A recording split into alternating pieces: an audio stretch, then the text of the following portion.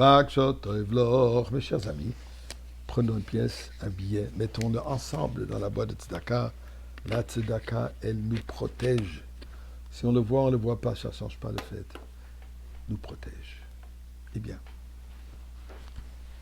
pas besoin d'élaborer sur la situation dans laquelle nous vivons tous,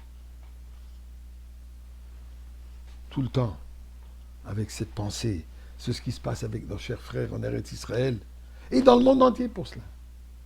Puisque cet antisémitisme flagrant, qu'on n'a pas vu depuis longtemps, c'était explosé d'une manière qui dépasse toute logique. Mais c'est rien de nouveau. Halacha Esav sonne le Yaakov. Nos Chachamim nous disent, c'est rien de nouveau. Esav, il nous haït. Eh bien, parlant d'Esav, regardons un peu ce que la Torah nous raconte dans la paracha de cette semaine. Yaakov, après avoir fui de chez ses parents, dû au fait que Esav, son frère jumeau, a juré de le tuer, s'est enfui chez qui était son futur bon-père, son oncle, Lavan. Il a marié Léa, Rachel, Bila, Zilpa. Il a fondé un foyer, une grande famille. Et maintenant, temps venu pour retourner chez lui. Mais Yaakov, il est bien conscient du fait qu'il devra faire face à son ennemi juré, Esav. Nous dit la Torah. Vaishlach Yaakov malachim lefanav el Esav achiv. Yaakov, il envoie des émissaires, ou comme Rashi dit, malachim amaj, des anges. Il a utilisé des forces divines pour lui envoyer des anges. La raison, il avait peur d'envoyer des êtres humains puisqu'il avait peur pour leur sécurité. Et il lui envoie un message de quoi? Un message d'amour, un message de bonté, un message d'apaisement, un message de cadeau. Il lui dit, il n'y a pas vraiment de raison pour que tu m'haïsses. Pourquoi? Tu m'accuses d'avoir volé les berachot de Yitzhak, de notre père. Eh bien, les berachot que toi tu veux, je te les donne. Qu'est-ce que tu attends des berachot de notre père Yitzhak? La richesse, je te le donne. Je suis prêt à te partager toute ma richesse que j'ai. Moi, ce que je veux, c'est la richesse spirituelle que toi, tu n'en veux pas. Et Yaakov, il espère qu'avec ses paroles et avec ce geste, en lui envoyant ces cadeaux, cette fortune, espérait qu'effectivement, ça va l'apaiser. Et ça va le changer complètement, enlever cette haine jurée qu'il a contre lui. Et Rashi, plus tard dans le Chumash, nous dit la chose suivante.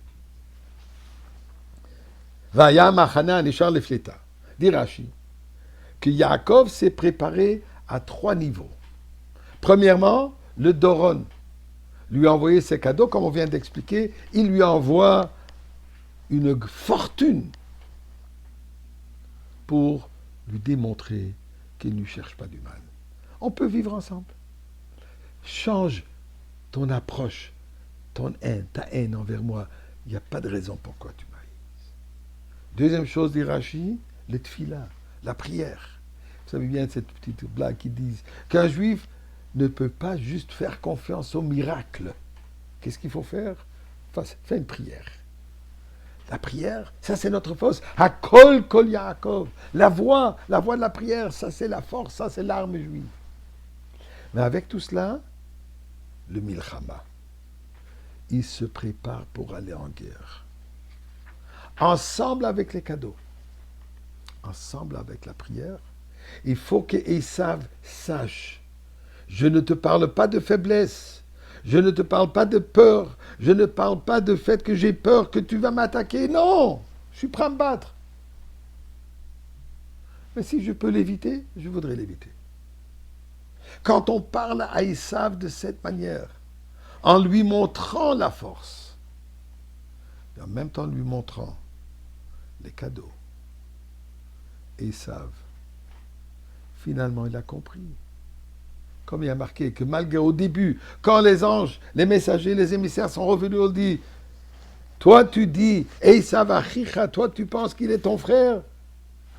Sache, Banu el achicha el Esav, on est venu ton frère, que toi, tu l'appelles ton frère. Sache, lui, il est ton ennemi. Il vient avec une armée de 400 personnes. Mais ensuite, il a changé.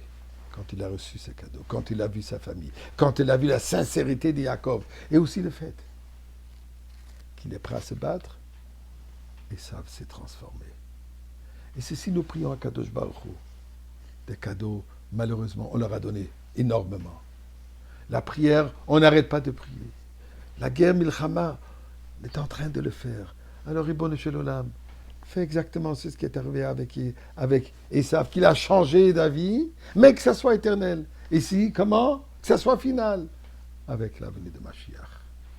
Maintenant.